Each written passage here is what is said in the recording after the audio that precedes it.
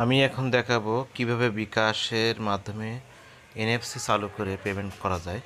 সেজন্য আমরা প্রথমে বিকাশে যাব। বিকাশে যাওয়ার পরে লগ ইন করলাম। লগ ইন করার পরে সেখানে আমরা প্রবেশ করব।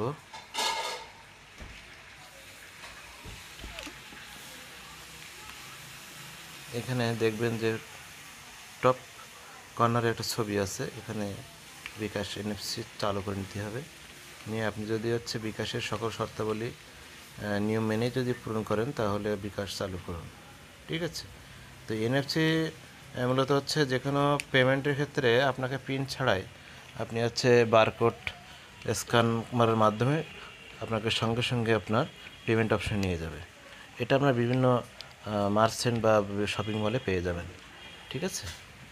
তো ঠিক আছে, ধন্যবাদ।